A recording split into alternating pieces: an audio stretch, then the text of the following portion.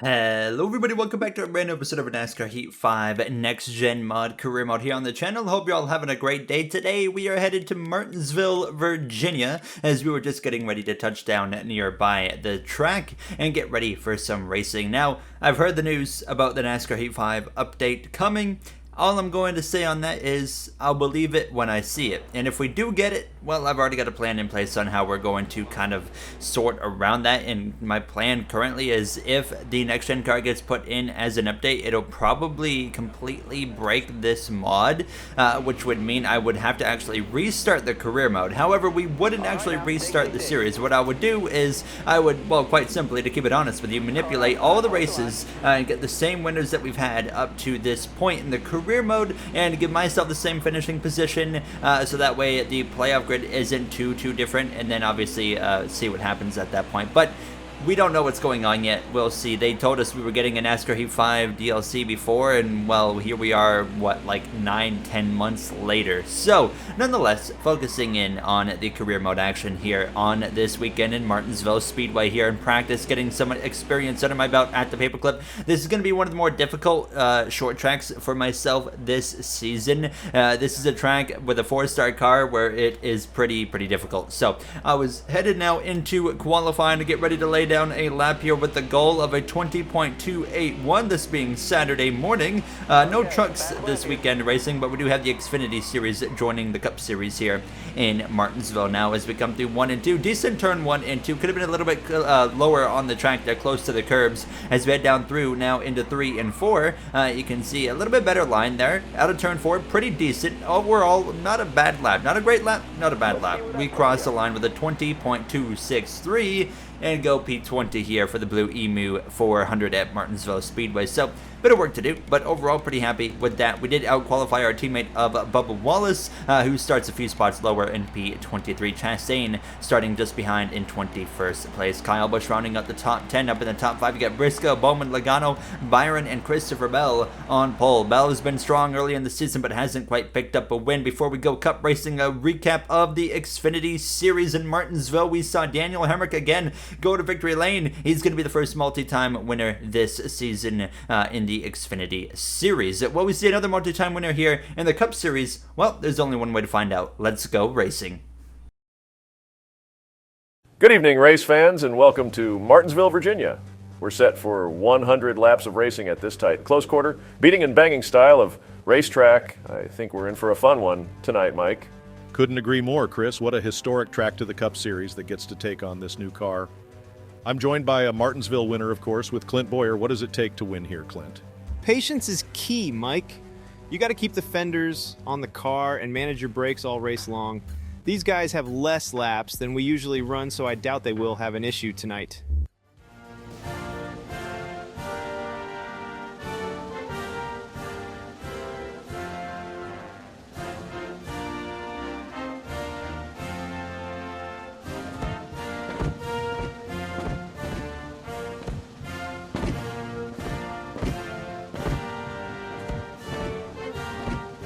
Let's head down to pit road as the drivers and teams make their final preparations.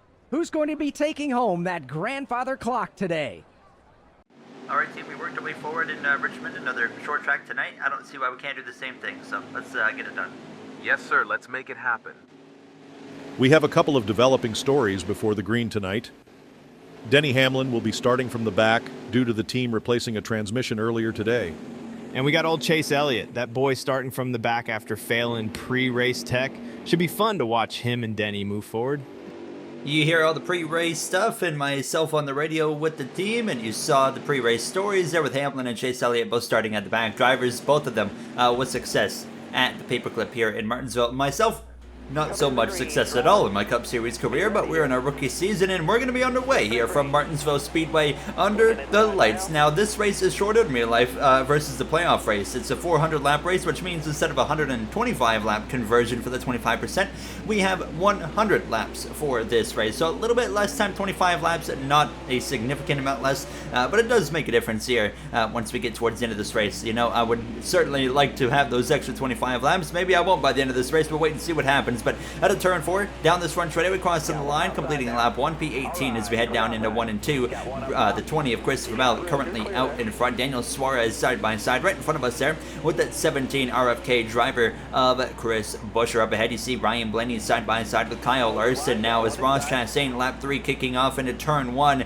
He slips up my inside there. The Trackhouse driver looks to move forward. In 2022, we saw Trackhouse Racing kind of struggle at the short tracks for the majority of the season, but in the playoffs, they kind of kicked it up. So we're kind of seeing that replicated here with this 2022 mod as well. Chastain, Suarez both outside of the top 15. Currently see myself briefly fighting back up the inside of that one car. Not a lot of time in stage 1. There's only 19 laps. It wasn't long till we saw 3 wide. Chastain actually willing to take his team into Daniel Suarez 3 wide through 3 and 4. A bold move that works for me more than anything as I'm able to make it 3 wide. Kyle Larson backs out of it, a driver that struggles a lot here at Martinsville. Obviously, he won at Martinsville this season in real life, which was something I never thought I would see in my life, was Kyle Larson winning a race in Martinsville, but boy did he prove me wrong. I'll give him the credit there as we pass that 16 of AJ Allmendinger. He fights back, however, down this back straightaway, a fight that's not quite over yet as we go down into 3 and 4, but just, you know, using this inside, keeping the car planted down here, slowly but surely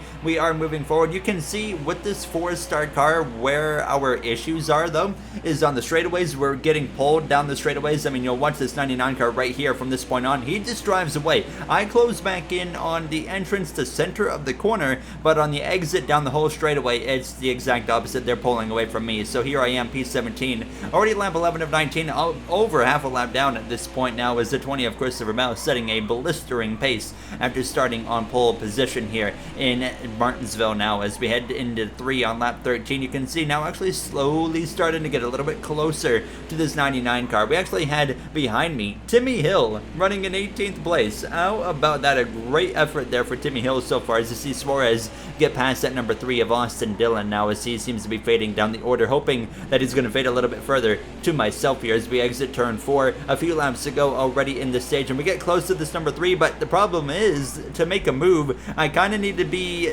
behind a fight that's happening because I just can't get the raw pace to get this car to get up and go off the exit of the corner and make a run now. Final lap, Chase Briscoe literally in the final corner steals the stage win from Christopher Bell.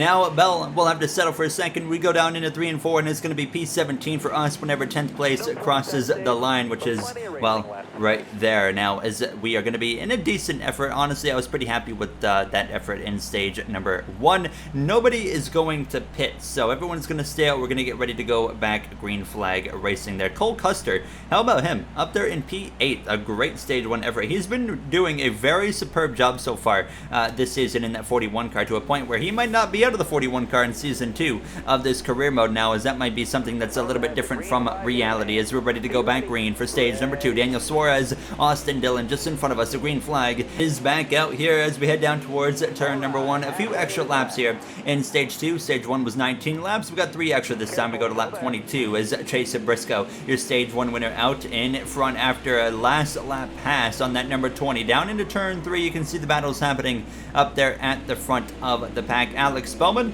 having a pretty decent run so far here in Martinsville. Nice to see him running well. I did, like I said, make a rating change. I think the next driver that's probably going to get a rating change, and this is going to be as soon as next episode, is going to be the number 8 car of Tyler Reddick. I've not been happy with how his AI has been running in terms of accuracy for 2022. Obviously, we saw him win 3 times with the road courses there at Indianapolis road course. What was the other one? He won another road course, I believe, if I'm not mistaken. And then Road America. He won Road America, and then, of course, he went and won, I think, what was it, Texas in the playoffs after he got eliminated or something like that. So, but nonetheless, moving our way forward still up the inside of Cole Custer. Custer was 8th in stage 1. Now he's trying to hang on to a top 15 as I'm going up the inside, completing the pass. Most of the Stewart-Haas drivers having a good run here tonight. Now Harvick's inside the top 10. Obviously, the 14 leading the race after winning the stage. And Eric Almirola is even having a top 10 run right now. So Custer, now the worst running SHR car, down in 16th place. Usually we're used to the second best SHR car running in 16th place, while Harvick somewhere inside the top 10. As you can see myself settling in here at this point in P15 behind that number 99 of Daniel Suarez. I just couldn't get the run out of the corner to be able to actually, you know, make a move, basically, down into the next corner. So we're just kind of letting things happen, let the stage wind out, hoping that I can maybe close in on the back of this 99 and get an opportunity to make an overtake. And you can see we are starting to close back in on that 99 of Daniel Suarez as we head down into turn number 3 with a few laps to go in the stage. So there is pace in this car as the run gets longer and goes on, but are we actually going to have enough to make a move here with 5 laps to go on the stage? Because it was looking like that if I was going to do it, I was going to have to do that right there. Get physical if I want to actually be able to make that pass. Now, white flag in the air though for stage 2, still behind that 99 of Daniel Suarez. Chase Briscoe stole the stage 1 victory from Bell. He's going to go and back that up with a stage 2 victory. I'm under pressure from Cole Custer, who's actually going to catch me off guard. Send it up the inside. I chop his nose quite hard and he cuts me a break there. The caution's going to fly. P15 here in stage 2. I currently have the Darlington Xfinity race on in the background. There's just a massive crash in stage 2 started by Sheldon Creed drifting up the track, but I think that might be the biggest crash I've ever seen in Darlington since like 2011 maybe. But nonetheless, everybody's coming into the pits here. We are making a slight adjustment. We're going to add a bit of tape here. You hear it there from the crew chief, just adding a bit of tape to the front grille there, which is completely illegal actually in the next gen car. But it's NASCAR Heat 5. So we get ready to go back racing here. So we ended in stage 2 P15. We're still P15. There's your stage 2 winner, Chase Briscoe, with an abysmal pit stop down to the 14th position as we head down into turn 1 to kick off this final stage. So already a curveball there, but a massive benefit and opportunity for, I'm thinking, the 20 of Christopher Bell. He is certainly going to be the one that you have to watch, and he's out in front right now. Brad Keselowski up there in second place. I wash up the track a little bit there, nearly into the side of the ComScope Chevrolet of Suarez. I use him up right there on the exit of turn 4. Probably not a huge fan of what I just did. Now as we head down into turn 1, we're going to get clear, but now the 38 of Gilliland catches me off guard. He slips one up the inside. He's going to go take the spot. So back down to P14 we go. I slide down in front of the 19 of Martin Truex Jr. and into the back of fellow Rookie of the Year contender of Gilliland again, who's having a very solid run here tonight under the lights in Martinsville. These short tracks are always opportunities for drivers who don't have necessarily the best equipment to be able to get a decent run. This is the type of track they look forward to aside from plate racing, of course. Now, as we are hitting 49 laps to go, just past the halfway point of this race here at the paperclip now. And you got Martin Truex Jr. just behind myself, who actually down into turn 3 is going to send when I was really struggling after this adjustment for the grill tape. It was such a small adjustment, but it was making a difference. It was making my car really, really tight. We were hoping that I would just have a bit more pace, but no, it was making it a lot tighter on the exit of the corner, specifically to where I would get an even worse run out of the corner than what I was before. Bubba Wallace now up my inside. My teammate, I wasn't going to make it very hard on him, of course, to be able to pass me. Thank the 45 for making it easy for me there. No problem at all, Bubba. Now as we let him go down into turn 1, no point in holding up our teammate who qualified down to, 23rd, but Bubba's moving forward while I'm moving backwards. The struggle continues. Daniel Suarez up my inside now on lap 55. Of course, I'm not going to make it hard on my favorite driver, so he's going to cruise by there, and he's going to go up into P16. Harrison Burton just behind myself, actually getting into the back there, that ComScope machine. But Harrison Burton having a decent run here today, and well, he's going to go another spot forward because I don't know what's going on. It's the grill tape, which, like I said originally, is such a small adjustment to make, but it was making a difference, and maybe it was that, or maybe I just started sucking. I don't know. I really don't know at this point, but either way, I was going backwards down here in P18, 42 laps to go, and you can see Christopher Bell is already within half a lap of lapping me here. He's not far behind at all. As you can see up ahead, Bubba Wallace now working on that 38 of Gilliland. Harrison Burton's trying to continue to move himself forward as well, and I'm just kind of on an island of my own. Eric Jones,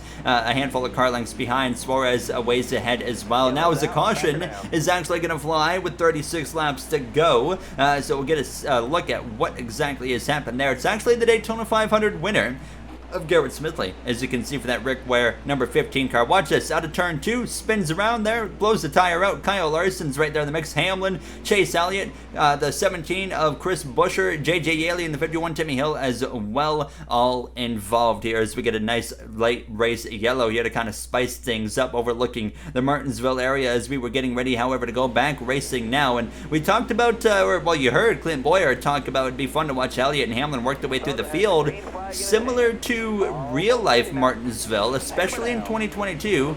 Passing is very hard to come by, and we haven't seen the 11 car or the 9 car even enter the top 20 after 70 laps. A big log jam right there into turn 1, and you can see Kurt Busch benefits hard. He goes 3 wide around the outside, and that number 60 RFK Ford Mustang there, as he's going to now gain a good 3, 4, 5 positions about out of that one move. As you can see myself jumping outside of the top 23 wide briefly between Haley, Burton, and Busch. As we head down into turn 1, I'm going to try and fill that gap here and get back past this 21 and the 60. Yes, we get them both in one go. Back into the top 20. P19 behind the 31 of Justin Haley, who was on the move as well. He's now overtaking that 38 of Gilliland. I'm able to slip up the inside of this number 38. However, he gets clear still down this back straightaway, leaves the door open, so of course I'm going to pounce on said opportunity right there, and we will be able to clear that 38 just about on the exit of 4, but he fights back again. This time though, it's basically a lost cause battle for that 38 of Gilliland. We will get clear through 1 and 2. Kyle Larson